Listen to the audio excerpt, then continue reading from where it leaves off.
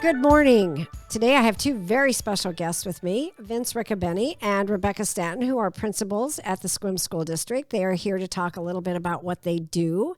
And my name is Jane Pryne, and I'm the interim superintendent at the Sequim School District. So today we're going to start off with a fun icebreaker question to get the ball rolling.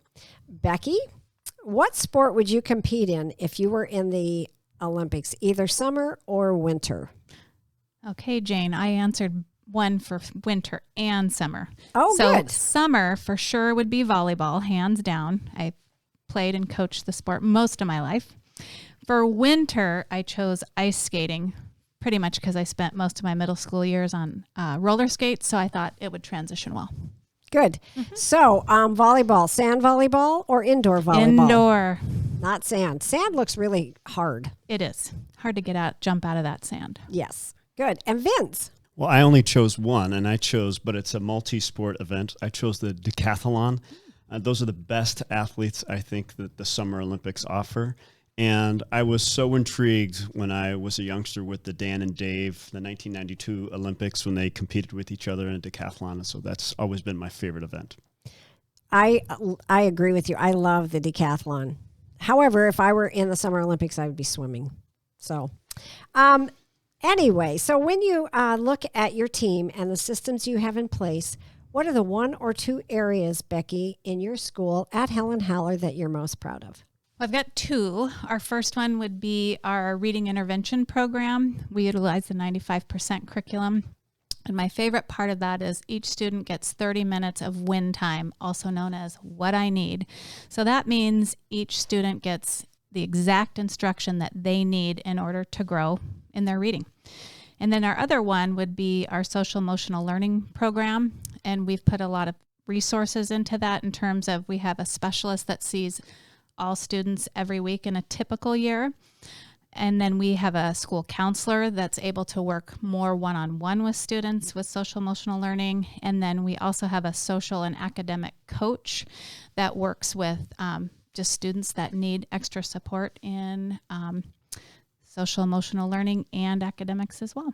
Wow. So treating the whole child. Bingo. Thank you. Vince, how about you? That's a great transition because at OPA, the thing that we're most proud of is the whole child concept that we have there. The fact that we are able to offer enrichment courses and core academic courses for our students, and both are equally important to our students and our families. That's what we're most proud of at OPA.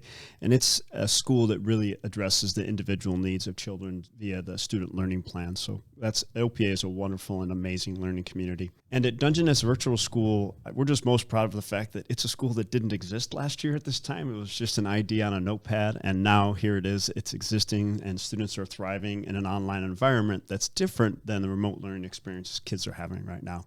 Thank you. And OPA stands for Olympic Peninsula Academy. Thank you. All right. Becky, you can learn a lot about a person by what they read. Who are three of your favorite authors and why? So my first favorite author would be Jodi Picoult. My next one is Barbara Kingsolver, and my last one is Bryan Stevenson.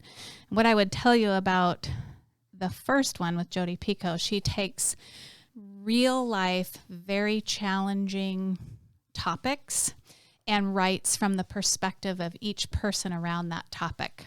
So, for example, it might be something, might be death row inmates and what people feel about that. And she does a very good job of presenting everybody's perspective. And I love Barbara Kingsolver because she's an amazing writer, also with some great topics. And then Bryan Stevenson, I'm just going to recommend the book Just Mercy and give it to all your friends. I did, and they all cried after they read it.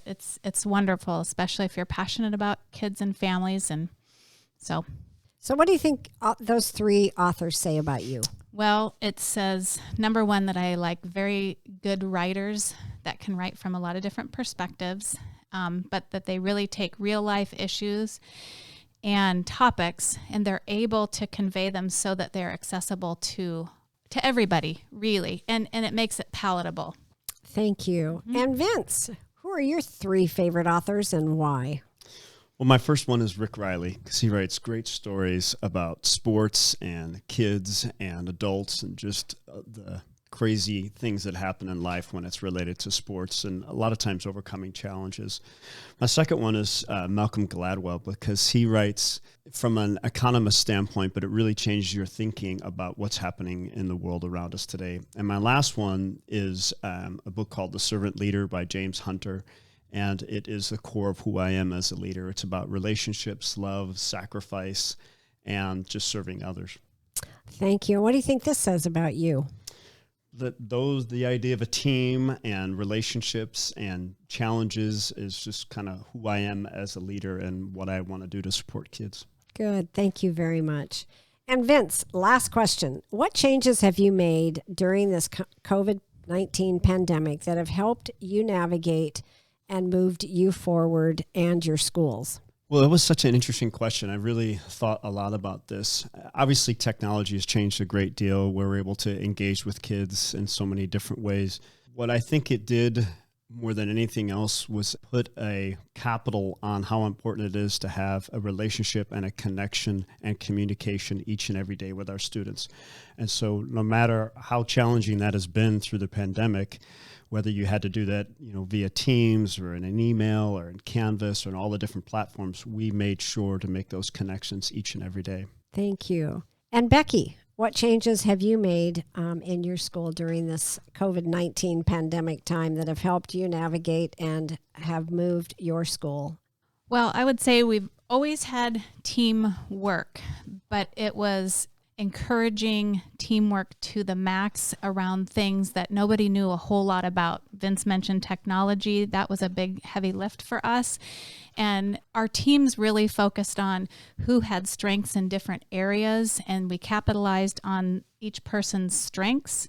And we've just continued to get better utilizing our strengths, and that in turn helped us to continue to move forward with kids and families and as a building as a whole. Thank you. Mm-hmm. So this is not on our little questionnaire, but I'm going to ask you anyway. So what pearls of wisdom would you like to leave with everyone, Vince? Relationships matter. Thank you. And Becky, how about you? Mine will be similar to Vince's, and that is always take the time that it takes to have quality relationships with people. And when you get the opportunity to work with kids and families, cherish that time. Thank you. And on that note, we'd like to wish all of you a wonderful Friday and a great weekend. Thank you. Join us next week as we continue with the series, State of Our Schools. Thank you for listening and have a fantastic Friday, Sequim.